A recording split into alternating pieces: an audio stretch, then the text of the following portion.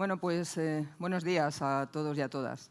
La verdad es que es un placer y un privilegio estar aquí con vosotros y con vosotras en este entorno y para la jornada que tenemos hoy prevista. Primero, agradecer, como no, a Xavi y a todo el equipo que ha preparado la jornada, porque sin ellos esto no sería posible, es evidente. Sabéis que esto viene como consecuencia de la celebración de las jornadas Perspectiva que tuvimos en mayo, como consecuencia y como continuación, ¿no?, de lo que estábamos allí hablando. También quería agradeceros a todos vosotros y vosotras el que estéis hoy aquí. Pues claro, si aquí no nos acompaña a nadie, pues no tendría demasiado sentido. Así que sé que algunos habéis hecho viajes largos para estar aquí acompañándonos, así que mi agradecimiento y el del conjunto de la Federación. Como ya decía antes, como continuación de las jornadas que tuvimos en mayo en Córdoba, y para desarrollar uno de los debates esenciales que tuvimos allí precisamente, y que no fue otro más que el de la participación del sindicato en la empresa, hemos decidido que teníamos que impulsar esta discusión y profundizar un poco más en este debate y en este tema. Y así pensamos que sería bueno y conveniente celebrar una jornada monográfica al respecto para poner en común nuestra actuación como organización dentro de la gestión de las empresas, ¿no? Venimos defendiendo como federación que el proyecto colectivo de perspectivas no se tiene que quedar solamente en una mera teoría, ¿no?, una teorización de lo que allí se habla, que está muy bien, pero si no bajamos a la praxis, a la práctica, todo eso no vale para nada. Hay que bajar de las musas al teatro y aplicar las cuestiones y desarrollarlas como consideramos conveniente. Por ello, aterrizamos hoy en lo concreto y estamos aquí todos y todas para desarrollar todo este tema que teníamos pendiente y que nos dejó buen sabor de boca en las jornadas de Córdoba. Esta jornada, como veis ahí, la hemos denominado participación del sindicato en la gestión de la empresa, democracia económica, y tiene un objetivo global, y es dotar de una perspectiva política a nuestras actuaciones dentro de los órganos de gobierno de las empresas. Y este objetivo en realidad no es otro que lo que venimos hablando siempre, la disputa de la riqueza y de la plusvalía en las empresas para mejorar así las condiciones laborales de la gente a la que representamos, ¿no?, de la clase trabajadora. Tenemos que impulsar en el país un modelo de empresa pública que además refuerce el Estado social y democrático de derecho, que ese tiene que ser uno de nuestros objetivos y yo creo que lo es. Y como comprobáis y como estamos viendo, eso no son retos menores y, por tanto, tenemos por delante pues eso, una jornada de debate, pero que no tiene que acabar aquí. Esto tiene que ser un nexo entre las jornadas de Córdoba y lo que tengamos que desplegar en el futuro, que tiene que ser mucho. Como habéis visto en el programa, por cierto, tenemos dos ejes en la jornada de hoy. Uno por la mañana, en el que se van a hablar de la puesta en común y el conocimiento de lo que hacen las organizaciones sindicales europeas en los consejos de administración en el ámbito internacional, sobre todo en Europa, pero también las experiencias y las normas que hemos desplegado y hemos implementado en nuestro país para hacer frente a este reto, ¿no? Y luego por la tarde tendremos un segundo eje, que es el debate interno, y para ello contamos con diferentes secciones propias para que nos hablen de cómo abordan la participación dentro de los diferentes consejos de administración y órganos de gobierno de las empresas. Pondremos en común distintas perspectivas y fruto de este debate tendremos que sacar conclusiones y tendremos que establecer criterios de actuación para un futuro, sobre todo a la hora de poner en marcha nuestra participación en las empresas en donde estamos presentes como sindicato. Tenemos diferentes formas de participación en los consejos de administración o en la vida de las empresas. Podemos ver una forma de participación que incluye la propiedad de la empresa, hablaríamos entonces de cooperativas o de cogestión. Tenemos también una siguiente manera de participar, que es en la participación de los propios resultados a través de los beneficios o de la plusvalía. Y luego tenemos la forma que yo creo que es la que tenemos más interiorizada en esta organización, que es la de la participación propia institucional dentro de los consejos de administración de los órganos de gobierno de las distintas empresas. Y a raíz de todo esto, tenemos, o basándonos en esto, tenemos distintas preguntas que hacernos para ver por dónde queremos ir en estos temas. Por una parte, tendríamos que ver o preguntarnos si nuestra participación es útil para las personas a las que representamos. Tendríamos que ver también si nuestra participación es conocida por el personal o incluso por el conjunto de la ciudadanía. Y además tendríamos que ver si somos capaces al final de trasladar todas nuestras propuestas como un elemento de acción sindical. Eso por una parte, pero también tendríamos que analizar hasta dónde queremos llegar en la participación en la empresa, ¿no? ¿Queremos una participación meramente institucional o queremos ser un sujeto activo dentro de la gestión de las mismas, ¿no? Y en el diseño de las políticas estratégicas? Tenemos que ver también cuáles son nuestros déficits, tenemos que ver cuáles son nuestros retos y las dificultades que encontramos y cómo somos capaces de afrontarlas, si es que lo somos en algunos casos, ¿no? Y aquí es importante buscar aliados dentro del espectro político, es decir, tendremos que tener contactos suficientes con los diferentes grupos políticos para que sean capaces de llevar a cabo en el Parlamento las propuestas que a nosotros nos interesan, para que refuercen nuestro papel como organizaciones de clase, que es lo que somos. Por último, tendremos que ver también cómo construimos nuestra opinión dentro de los consejos de administración o de los diferentes órganos de gobierno y si esta posición es una posición participada o es una posición consensuada o si vemos cómo podemos mejorar los cauces de coordinación a la hora de participar. Como veis, son muchos los debates que tenemos que afrontar hoy.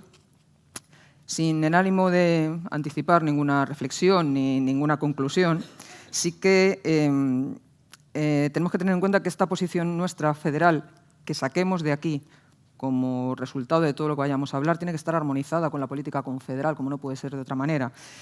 Y tendremos que situar este debate en nuestra agenda sindical.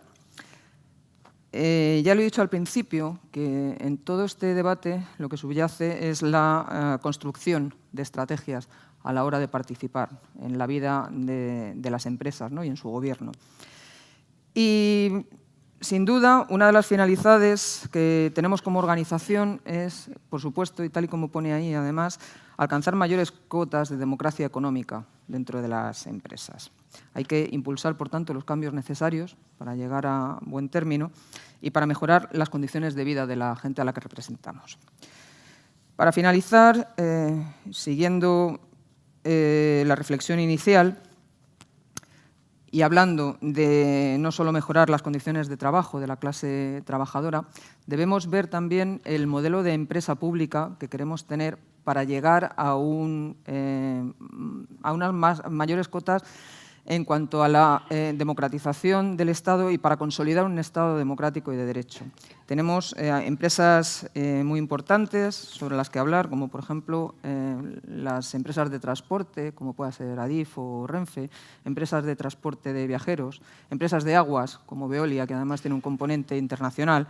Tenemos las autoridades portuarias, en fin, tenemos en definitiva un amplio abanico en los que nos podemos basar y que podemos desarrollar. Y como os decía, esta jornada lo que tiene que servir es para sacar conclusiones y para llegar a unos determinados puntos estratégicos que son los que luego tendremos que seguir desarrollando, ¿no? Por tanto, son varias las cuestiones que después de esta jornada tendremos que afrontar y que son muy importantes. Lo primero, deberíamos tener un documento consensuado y debatido, como ya he dicho también, a nivel confederal, encajado, por decirlo de algún modo, que perfile nuestra estrategia política y contribuya a dotar a esta participación de un carácter más estructural y de fondo. Y, como decía, armonizado, por supuesto, con la Confederación y con la política que se desarrolla. También deberíamos elaborar de manera participada un protocolo de actuación a la hora de participar en los órganos de gobierno y en los consejos de administración, de tal manera que como organización podamos conocer y coordinar todo lo que allí se trata y lo que se desarrolla en los diferentes órganos de gobierno de las empresas.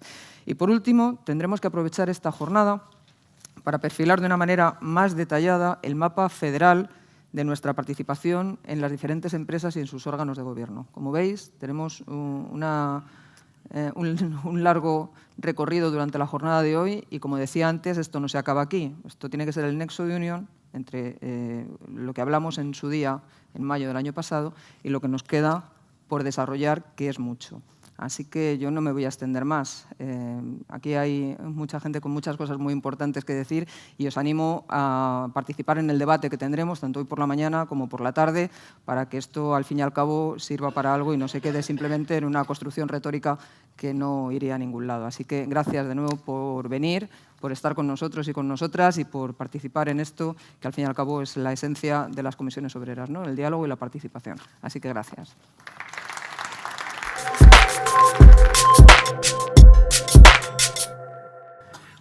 Buenos días y perdonad por el tono de voz, pero la gripe no perdona mucho. Gracias por vuestra participación. Esto es un debate que viene iniciado hace tiempo, primero en la propia revista. Creo que Sara nos ha ayudado alguna vez con algunos artículos y con propios o que nos ha enviado de alguna otra de compañeros o compañeras, que creo que en 2 ocasiones hemos introducido este elemento de debate en la revista Perspectiva y que algún territorio también ha hecho alguna cosita también sobre ese tema, con Bruno Estrada, por ejemplo, todos de la Plataforma por la Democracia Económica, ¿no? Y que creemos, o creo, que no podemos estar toda la vida haciendo el análisis intelectual e ideológico, que es muy bueno, es muy necesario, es muy importante, pero que tiene que llegar a momentos de traslación a cómo actuamos, qué queremos y qué queremos conseguir en nuestra actuación sindical. Y por eso se planteó esta jornada, ¿no?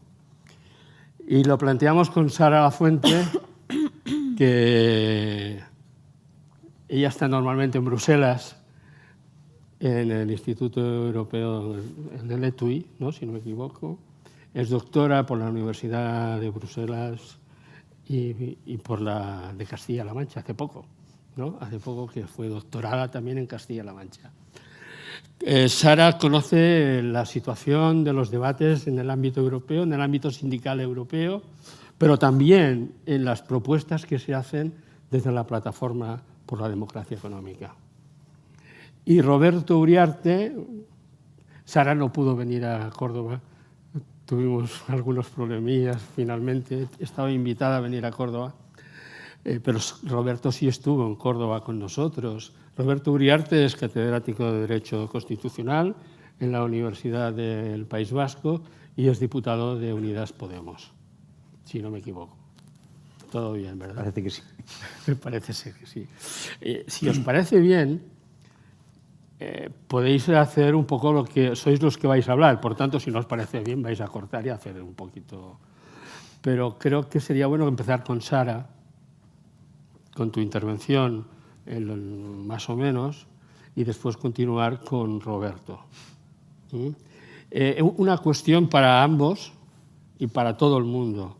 En el fondo, lo que estamos planteando no es solo la gestión o la cogestión o la autogestión. Hay quien plantea la autogestión en el ámbito de la administración pública. Hay quien lo plantea. No solo eso, estamos ejerciendo la disputa del poder. ¿Sí? Por favor, Sara. Bueno, muchas gracias, Xavier, por la introducción y gracias a la Federación pues por la invitación, por supuesto, y por organizar esta jornada. La verdad es que me alegra mucho porque llevamos unos cuantos años ya hablando sobre este tema en la asociación, en la Plataforma por la Democracia Económica y en otros ámbitos formativos, sindicales. Y me alegra mucho pues hoy ver a nivel de federación que se organiza una jornada como esta. Quiere decir que el debate pues va fraguando y se van queriendo construir iniciativas, viendo cómo se puede mejorar este tema de la participación en la gestión empresarial desde la acción sindical. Entonces me alegra mucho también ver caras conocidas. Aquí, bueno, Xavier me invitaba a intervenir dando algunos apuntes sobre por dónde va el debate a nivel europeo. Es un tema súper amplio, entonces yo tenía aquí unas notas marcadas, pero espero que luego en el debate, en las preguntas, podamos ir más a lo concreto, porque igual no toco todos los palos que esperabais. Y quizá, bueno, el primer aspecto donde a lo mejor puede haber, no sé si cierta decepción, es que yo venía aquí a hablar de cogestión, ¿no?, y participación de los trabajadores, y quizá lo que se espere de mí es que hable de todas las bondades de esta cogestión, como si, en fin, si fuera la solución a todos nuestros problemas, y quizá mi perspectiva es algo más matizada, o eso voy a pretender hacer, ¿no?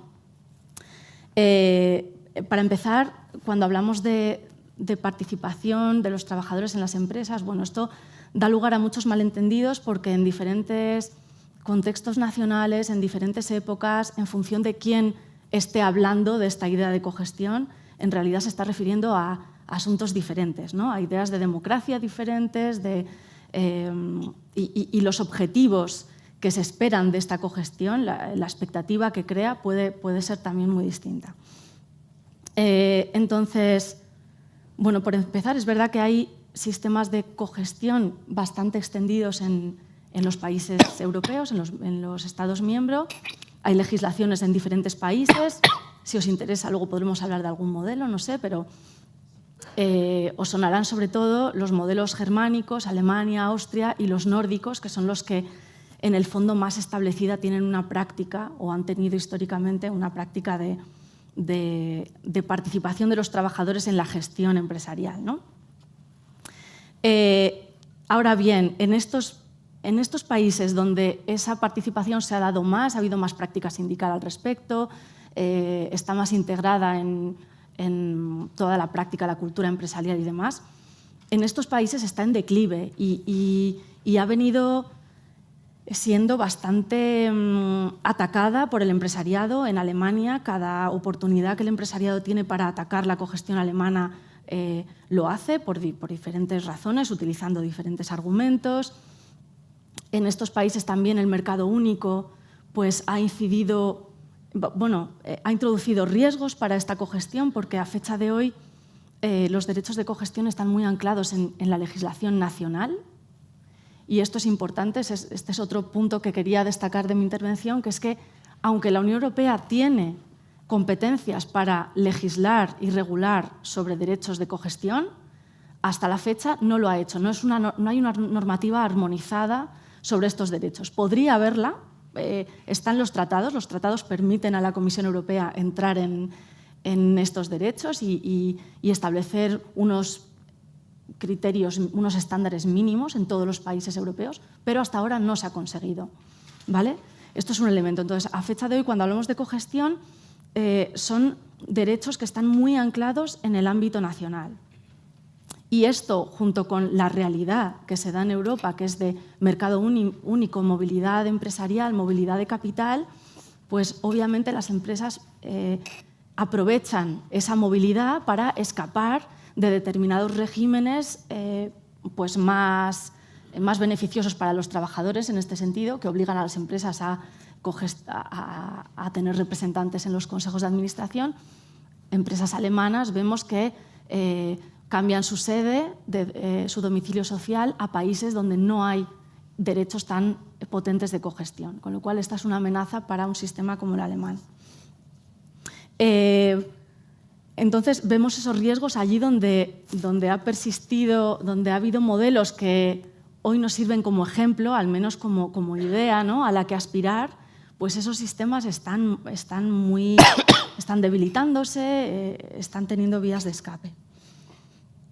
Luego también quería incidir en que en todos estos sistemas de cogestión, al final el diablo se esconde en los detalles, es decir, puede haber muchos países con legislaciones sobre derechos de participación en los órganos de gobierno de las empresas, pero si miramos al detalle institucional, los derechos reales de los trabajadores y de los sindicatos en esos sistemas no son los mismos.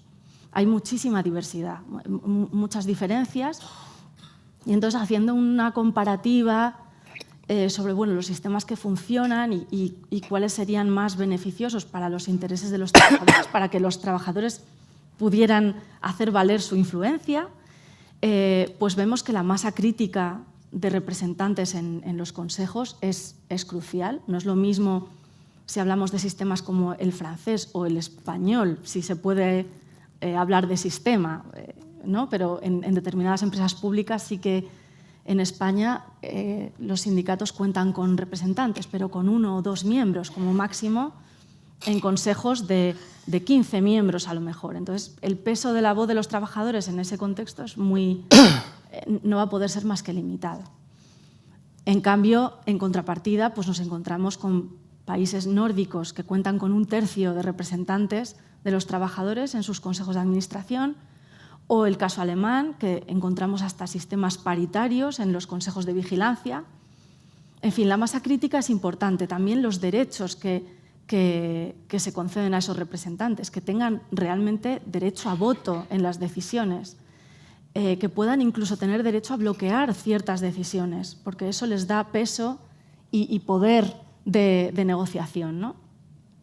En fin, encontramos esas diferencias y también en el papel institucional que tiene el sindicato en esos consejos. En Alemania, por ejemplo, y en Suecia también, por el caso de monopolio sindical que existe, los sindicatos tienen ese derecho más directo de tener representantes sindicales en los consejos. En Alemania hasta 3, en fin. La cuestión es que hay mucha diversidad y lo que quería hacer notar pues es que en un contexto europeo como el que nos encontramos tendría sentido y tiene cada vez más sentido cuando los centros de decisión se están alejando cada vez más de los espacios de trabajo, pues cada vez cobra más sentido el aspirar a una normativa más general que permitiera dar esos recursos a los trabajadores. Y otro apunte que quería destacar sobre cogestión es, bueno, comentaba que no es una solución definitiva. El objetivo, como tú decías, ¿no, Xavier?, es, en definitiva, conseguir que los trabajadores tengan mayor control sobre las decisiones que se toman en la empresa y en la economía en general, ¿no? Entonces, para mí es importante observar en los debates teóricos, pero también en la práctica y la estrategia sindical, no ver la cogestión o la participación en consejos de administración como una institución aislada del resto, ¿no? Como una institución que estuviera a la que aspirar, pero sin tener en cuenta que forma parte de todo un entramado institucional, de unas relaciones laborales que van mucho más allá del consejo. Esto, digamos, es como la punta del iceberg de todas las instituciones democráticas en el trabajo. Entonces, me parece importante pensar la cogestión como parte de una idea más amplia de democracia en el trabajo y que merece ser pensada desde todos los niveles, incluso a nivel local de empresa, como un medio para, pues, si pensamos en la propia movilización, la revitalización de las secciones sindicales a nivel empresarial, o el papel de los comités de empresa, o el papel de la negociación colectiva de empresa, pero también sectorial. En fin, todo ello es lo que va a permitir que la cogestión, que unos representantes en un consejo de administración puedan tener, primero, legitimidad, ¿no? Puedan responder frente a las personas que representan, pero también puedan hacer valer ese poder, esa legitimidad ante los accionistas, ante la dirección. Entonces, me parece importante agarrarnos a esa idea de articular esos distintos niveles de participación que pueda haber en la empresa y más allá, ¿no? Concebir la cogestión como parte de un modelo sociopolítico, de una política que va más allá de la empresa, ¿no? Y de una política, bueno, social. Y luego, para terminar, al menos esta intervención, quería rescatar los valores democráticos que hay detrás de la cogestión, ¿no? La cogestión, los modelos de cogestión pues surgieron, se debatieron desde los años 20, incluso antes, luego después de la Segunda Guerra Mundial, o sea, hay todo un debate histórico dentro del sindicalismo, pero de un tiempo a esta parte, en los últimos años, los 80, últimos años, hace ya 30, pero en fin, los 80, 90, digamos que el discurso, los argumentos sobre la cogestión han tendido a dirigirse hacia el valor económico de la cogestión, ¿no? La idea de que la cogestión, la participación de los trabajadores era buena para motivar al personal, era buena para la competitividad de las empresas, para la productividad, etcétera, ¿no? Hay mucha investigación sobre que intenta vincular esta idea de cogestión y prácticas cogestivas con el éxito empresarial.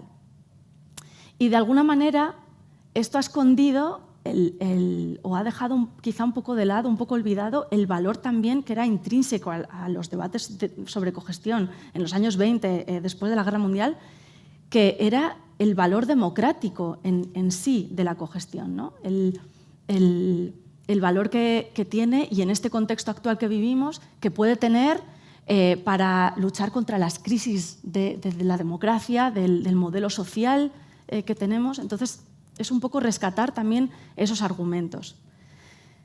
Creo que estamos ahora ante un momento muy interesante. Seguro que Roberto pues, va a contarnos más sobre esto, porque es un momento en el que, al menos a nivel europeo, también en España, pero a nivel europeo se está volviendo a la agenda pública el tema de la democracia en el trabajo. Y de manera muy concreta. Un informe, por ejemplo, del Parlamento Europeo que salió el año pasado, finales de 2021, sobre la democracia en el trabajo, que trata el tema de la democracia en el trabajo y que quiere impulsar. El Parlamento Europeo no tiene en sí, con este informe, digamos que no tiene valor legislativo, pero es un documento político que impulsa a las instituciones europeas a legislar, a reflexionar sobre cómo avanzar en la participación de los trabajadores, la información, la consulta y la participación en la gestión. Cómo articular estos derechos. Tenemos al Consejo Económico y Social Europeo también, ahora mismo, preparando un dictamen exploratorio sobre esta cuestión. En qué diferentes ámbitos se podría desarrollar la democracia en el trabajo, desde en el ámbito de las plataformas, a la empresa pública, por supuesto, pero también las empresas privadas. Tenemos también un par de sentencias muy interesantes del Tribunal de Justicia que han abordado en los últimos 3 años la cuestión de la cogestión, de los derechos de cogestión y de cómo europeizarlos, cómo deben entenderse para europeizarse. Y lo que dice el Tribunal de Justicia es que, primero, debería legislarse a nivel europeo para poder salir de este encasillamiento nacional de las legislaciones nacionales, y luego en determinadas multinacionales, en las que tienen forma de sociedad europea, los derechos sindicales en los consejos de administración deberían implicar a todos los sindicatos activos en esas empresas. Es decir, no solo sindicatos alemanes, sino también los españoles, también los portugueses, ¿no? Los sindicatos que tengan presencia. En fin, y al mismo tiempo, pues estamos en una situación en Europa donde, con todos mis respetos al pueblo británico, pero ya no tenemos al Reino Unido entre nosotros, y el Reino Unido durante mucho tiempo estuvo bloqueando las iniciativas sobre desarrollo de participación, de cogestión en Europa. Con lo cual, puede abrirse una oportunidad realmente para desarrollar este tema en la agenda pública y en la legislación. Ahora bien, creo que es ilusorio pensar que una ley pues, va a sostener un sistema participativo en general. Y ahí, pues yo apelaría a la labor sindical, ¿no? Y a la labor de los representantes de los trabajadores en la empresa, desde abajo, para construir acción colectiva, para reclamar espacios participativos al margen de lo que se esté haciendo a nivel legislativo. Hace falta movilización, hace falta debate y reivindicación sobre esta participación. Y hay algunos casos interesantes que se están dando, por ejemplo, en Endesa, que fue empresa pública, ya no lo es, pero con una sección sindical de comisiones ahora muy potente que ha lanzado un proceso de democratización de las relaciones laborales en su empresa. Esto es una iniciativa que viene de la sección sindical y que es una experiencia de revitalización que intenta llevar esa narrativa al centro de trabajo, ¿no? La narrativa de la democracia en el trabajo y que está poniendo un poquito nerviosa, creo, a la empresa ahora mismo, ¿no? Porque está desafiando algunas cosas que se daban por sentadas en la empresa. Pues creo que esto es todo. Luego, si eso, pasamos al debate. Gracias. Pues muchas gracias, Sara. Roberto, cuando quieras. Muy bien, pues buenos días y gracias por la invitación y por poder estar aquí. La verdad es que yo disfruté en las jornadas que habéis mencionado, en otras recientes que hemos tenido en Bilbao mismo sobre sobre las políticas de los cuidados, que es el otro elemento fundamental, el tema que nos ha enseñado el feminismo y que es el otro elemento fundamental de transformación. Y esperamos disfrutar también hoy, como ya estamos disfrutando, ¿no? Entonces, vamos allá. Hasta ahora las políticas democráticas, básicamente, consiste en una política democrática o es progresista si consigue poner en el centro de la acción política la redistribución más justa de la riqueza. Es decir, la riqueza no la generan personas particulares, la genera una sociedad y cómo revierte en esa sociedad. Eso es fundamental. Pero, digamos, al margen de intervenir sobre la redistribución de la riqueza, se puede también decidir que queremos intervenir sobre la generación de la riqueza, que es lo que estamos abordando hoy. Intervenir sobre cómo se gobiernan las empresas y con qué criterios se gobierna la economía es algo más complejo, es algo bastante más difícil, como bien decía Sara, pues tiene sus pros y sus contras, pero supone una apuesta audaz, supone algo audaz que la socialdemocracia lo había abandonado en Europa, es decir, en sus mejores momentos, en los años 40 en Alemania, en los años 70 en Suecia, se hicieron cosas muy avanzadas, muy audaces, muy arriesgadas y, de alguna forma, pues recientemente, aunque Gran Bretaña suele ser muchas veces un contrapeso, pero en este caso era lo contrario, Jeremy Corbyn decidió hacer un programa realmente audaz, de socialdemocracia radical, que se atreviera a tocar este tema, que abordara, digamos, los temas de lo que en su momento se hizo en Alemania o se hizo en Suecia y de intentar entrar en cómo se gobiernan las empresas, las grandes empresas, y cómo se genera riqueza, con qué objetivos, con qué prioridades. Esto requiere una audacia, es decir, la postura más sencilla para un sindicato es una postura defensiva, de defender posiciones, y sin embargo esto supone ser audaz, arriesgar y decir, queremos implicarnos también, queremos corresponsabilizarnos de algo que, como bien ha dicho Sara, esto no es una rosa sin espinas, no es un regalo, no es un chollo, supone entrar en algo que tiene sus pros y sus contras y que además tiene un problema añadido, y es que en esta cuestión no conectamos fácilmente con el sentido común de época. Y hacer política, si no conectas fácilmente con el sentido común de época, es complicado y requiere un ejercicio de pedagogía, un ejercicio de cambio de cultura social muy importante. Entender el mecanismo socialdemócrata de redistribución de la riqueza, el mecanismo keynesiano, es decir, cobramos muchos impuestos a los ricos, con lo cual redistribuimos riqueza porque los dedicamos a pagar servicios públicos, que esos servicios públicos son más utilizados por los menos ricos y menos utilizados por los más ricos, que al pagar más impuestos y, sin embargo, utilizar menos los servicios públicos e ir más a los servicios privados, pues estamos redistribuyendo riqueza. Es un mecanismo compensatorio que el sentido común de época de la gente lo entiende, y en este momento lo entiende perfectamente porque después del golpe de la pandemia, digamos que el argumento es fácil. Ahora mismo defender la sanidad pública es relativamente fácil.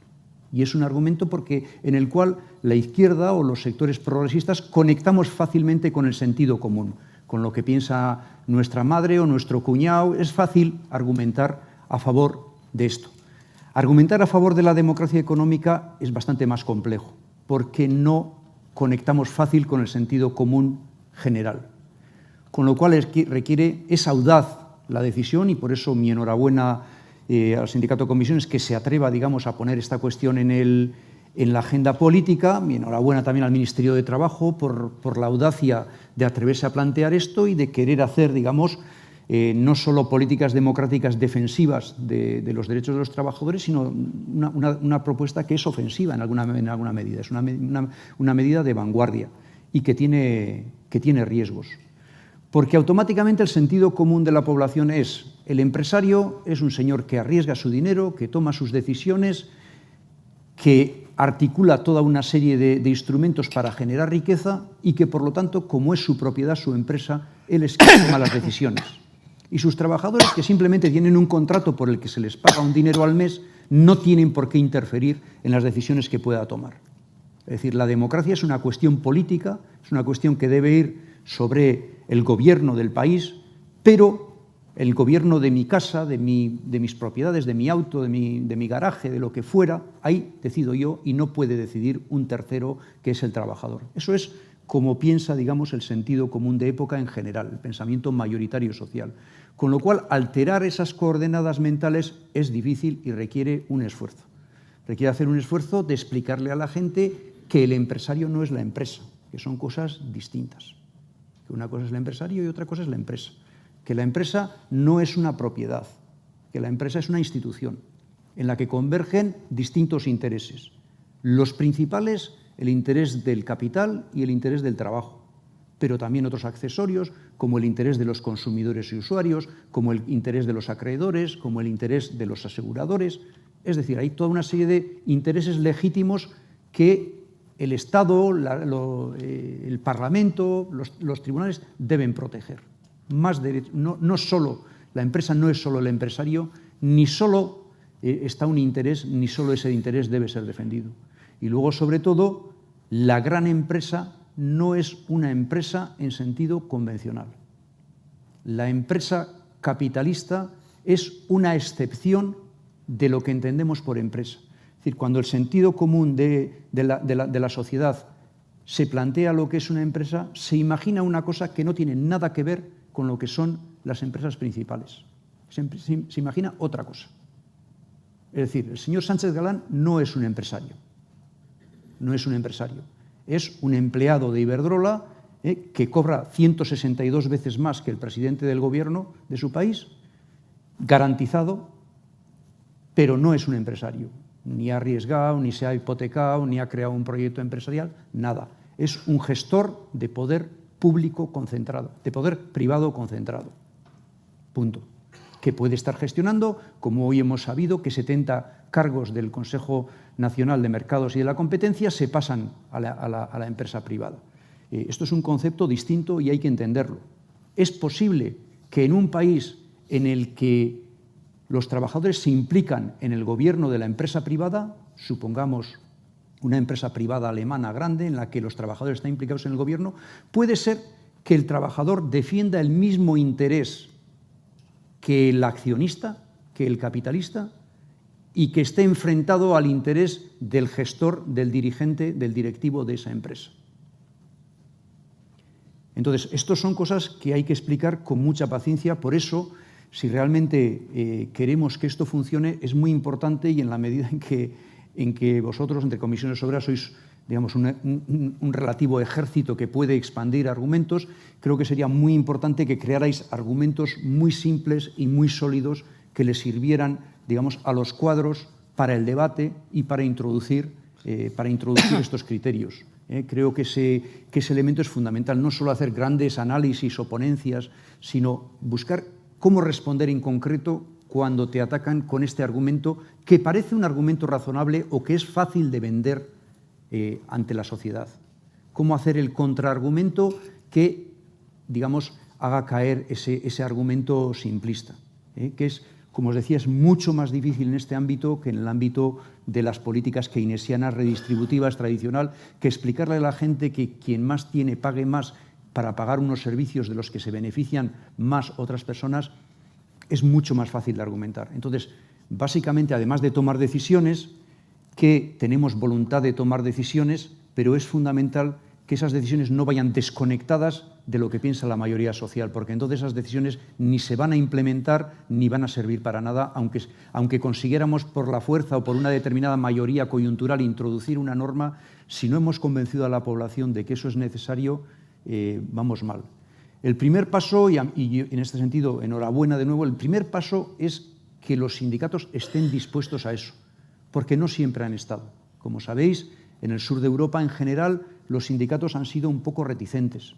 Y si tenemos un concepto muy convencional de las relaciones de clase, de las relaciones entre el capital y el trabajo, podemos tender a decir cada uno en su espacio y no nos metamos en líos.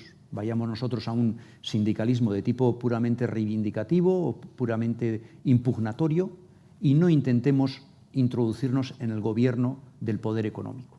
Cuando Xavi dice queremos disputar el poder, adelante, esto es importantísimo, con todos sus riesgos, porque a veces estar puramente en la oposición es más fácil, es más cómodo, ¿eh? Cuando decimos queremos gobernar las empresas o las grandes empresas, incluso las privadas, estamos haciendo una apuesta fuerte y arriesgada. Es muy importante saber también que cuando queremos gobernar, no queremos gobernar como gobierno, sino que queremos gobernar como contrapoder institucionalizado. Es decir, queremos ser, de alguna forma, una cierta oposición del gobierno de la empresa, una oposición que esté en el lugar donde está. Esto es importante también entenderlo. Entonces, es fundamental entender el papel que se va a sumar. Es fundamental, como dice Sara, no creerse que esto es una maravilla. Como tiene la palabra democracia, esto es fantástico. Gobernar siempre es complejo, hay que tragarse muchos sapos. Siempre es difícil estar en el gobierno. Y, por desgracia, la cultura tradicional progresista de izquierdas es una cultura que pretende mucho más o tiende mucho más a estar autosatisfecha con mantenerse en la pureza de estar fuera del poder, que no implicarse con lo que supone que cuando uno está en el poder hay que tragar sapos y culebras. Pero es mejor disputar el poder, en mi opinión, y en eso coincido con Xavi. Creo que lo que estáis haciendo en este espacio es muy loable, creo que es importante. Creo que es importante que el Ministerio de Trabajo arriesgue a empezar a introducir normas que, por una parte, apoyen profundamente, como implica el artículo 129.2 de la Constitución, porque los alemanes introdujeron la cogestión sin tener en su Constitución la obligación de impulsar la participación de los trabajadores en la gestión y en los resultados económicos. Pero nosotros tenemos una Constitución que nos apoya, una Constitución que lo exige. Es decir, estamos, en ese sentido, uno de los grandes argumentarios para conectar con la mayoría social es decirle, oiga, que esto no es una ocurrencia mía, que esto me lo exige el artículo 129.2 de la Constitución y que llevamos 44 años sin hacerle caso a ese artículo, que obliga a no tratar por igual a todas las empresas, a tratar preferentemente a las empresas participadas, sociedades cooperativas, sociedades anónimas liberales, laborales, a darles preferencia, a darles un mejor trato. No se puede tratar, el Estado social no se trata por igual a los que son desiguales. Importantísimo, no somos un Estado liberal de derecho, somos un Estado social de derecho, con lo cual tenemos que tratar de forma distinta a quienes son distintos y tenemos que tratar de forma preferente a las empresas participadas por los trabajadores y tenemos que fomentar la participación de los trabajadores en la gestión y en los resultados de las empresas. Hoy mismo, decía Unai Sordo en Declaraciones de la Renta, muy importante, digamos, el concepto de pacto de rentas y de que sea el sindicato capaz de implicarse, digamos, en los beneficios de la empresa. Arriesgado de nuevo, audaz, importante, yo por lo menos totalmente de acuerdo. Cosas a las que los sindicatos han sido reticentes muchas veces, especialmente los del sur de Europa, durante mucho tiempo. Importante, hay que ser, en estas cuestiones, creo que es bueno saber ser valiente a pesar de que se estén asumiendo riesgos importantes. Entonces, en ese sentido, ¿qué es lo que se puede conseguir con la implicación en el gobierno de la empresa? Primero, no vamos a conseguir cosas maravillosas, no vamos a conseguir que el trabajo de un trabajador sea muchísimo más democrático, muchísimo más creativo, más humanizado. No vamos a conseguir una gran democratización a ese nivel. Tampoco vamos a conseguir que las empresas capitalistas funcionen con criterios ideológicos anticapitalistas. Hay cosas, no podemos pretender el cielo en la tierra, esto no va a suceder. ¿Qué es lo que vamos a conseguir con el gobierno de la empresa si nos implicamos y si lo hacemos bien? Pues vamos a conseguir, sobre todo, cambiar. Las empresas van a seguir con las mismas prioridades, pero vamos a cambiar el orden de prioridades. Es decir, vamos a hacer que tengamos los mismos objetivos, pero que algunos sean más prioritarios de los que son. Es decir, vamos a conseguir que fundamentalmente vamos a hacer que las grandes empresas dejen de adoptar políticas muchas veces cortoplacistas, arriesgadas, peligrosas para la propia empresa. Vamos a hacer que las empresas básicamente se preocupen por su continuidad, que estén bien capitalizadas, que no se descapitalicen, que las empresas pongan en el centro el mantenimiento de la fuerza de trabajo y las condiciones en las que se desempeña el trabajo. Es decir, eso que ya está en las empresas de alguna forma, lo que vamos a hacer es reforzar algunos algunos de los objetivos y debilitar otros. Es decir, que cuando se tomen decisiones en una empresa, cuando una empresa alemana cogestionada toma decisiones, no hay una ruptura clara entre los que representan el capital y los que representan el trabajo y se enfrentan, no. El mayor elemento que se produce es que los representantes del capital, antes de ir a las reuniones, ya aparcan aquellas decisiones más arriesgadas, más peligrosas y más conflictivas para los trabajadores. Y barajan solo las alternativas más razonables. Esto es fundamental. Esto es fundamental. Garantizar que en las prioridades que va a tener el gobierno de la empresa estén representados también los intereses de los trabajadores. Qué poquito puede pensar alguien, ¿no? No, esto no es ninguna maravilla del fin del mundo, pero es que lo mismo sucede con la participación igualitaria de las mujeres en las empresas o en cualquier ámbito. ¿Porque haya más mujeres va a funcionar mejor y va a ser una maravilla? No, no. Simplemente las mujeres, pues de alguna forma, van a aportar otras perspectivas, otra visión, una mayor preocupación por los cuidados, una mayor preocupación por la reproducción de la vida, una mayor preocupación por la seguridad. Cosas que se introducen en una cultura empresarial que es básicamente competitiva, agresiva, violenta, muchas veces suicida. Es cambiar el orden de prioridades, alterar el orden de prioridades a favor de unas prioridades distintas, que son las prioridades que tienen los trabajadores en una gran empresa, cuya prioridad es el mantenimiento de su puesto de trabajo, es la seguridad, la continuidad de la empresa, que no se pierda, que no la compre cualquiera que vaya a despedir a la mayor parte de la gente. Es decir, otras prioridades diferentes, gobernarla con otros criterios. En mi opinión, unos criterios mucho más sostenibles. Es decir, la representación de los trabajadores automáticamente va a buscar criterios mucho más de sostenibilidad. Igual que una mayor participación de las mujeres va a buscar más sostenibilidad. Igual que una mayor participación o derechos de los consumidores y usuarios de las empresas van a buscar eso. Frente a no el capital, porque ni siquiera son representantes del capital, sino que ese grupo de directivos, de ejecutivos de las empresas, cuyo interés básico ni siquiera es el interés del capital, sino que es el interés propio. Entonces, lo que hacemos es una composición de intereses distinta, en la que no va a haber una ruptura traumática, no va a haber un cambio absoluto. Es posible que esas grandes empresas sigan haciendo cosas negativas. Es posible que una empresa participada, una cooperativa, tenga una delegación o tenga esté en China, que el grupo cooperativo Mondragón esté presente en China y lleve políticas muy poco sostenibles en aquellas sedes. No porque sea participada por los trabajadores va a hacerlo todo bien, va a poder reproducir explotación, formas depredadoras de plantearse la economía, pero aunque no haya una garantía de que va a haber un mejor gobierno, hay una predisposición a que haya un gobierno más legítimo, con intereses más sostenibles y más razonables. Esto es lo que hay que entender. No vamos a cambiar completamente y hacer que las empresas vayan en contra del sistema o vayan a favor de un sistema radicalmente alternativo, pero sí vamos a hacer que esas empresas, como os decía antes, como con la participación de la mujer o con la participación, una mayor participación de los consumidores usuarios, con toda una serie de cosas, vamos a hacer que las empresas tengan una composición de intereses diferente a la que tienen ahora, porque la composición que tienen ahora es realmente demencial. Realmente demencial. Es decir, que haya empresas como los consejos de administración, os dirán, no, es que ya se hizo en las cajas de ahorros y funcionó mal.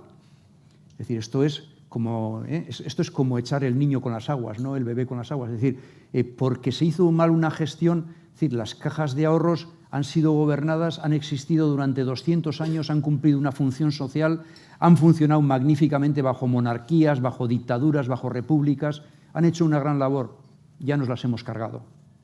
Las hemos echado con la excusa de que no sé quién se llevó no sé cuánto dinero, que algo funcionó mal, ya nos hemos aprovechado para cargarnos algo que era un auténtico lujo que teníamos en este país. Bueno, estas cosas suelen pasar. Entonces, es importante no minusvalorar. Cuando estamos hablando del gobierno democrático de la empresa, lo que estamos haciendo es decir, queremos implicar otros valores que hasta ahora están subrepresentados y queremos implicarnos en eso. queremos gobernar, no para conseguir algo ideal o para que el estatus de cada trabajador sea mucho mejor o para que las decisiones...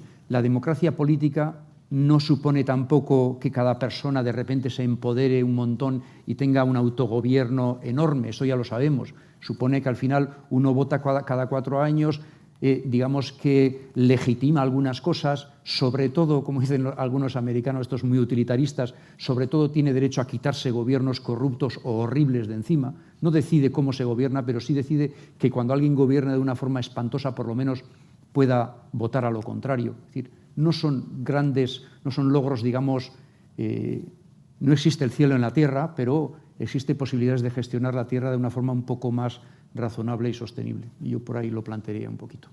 No sé si luego queréis que aterricemos más en las cuestiones, pero yo creo que lo más importante es abrir el debate y escucharos lo que tengáis que plantear.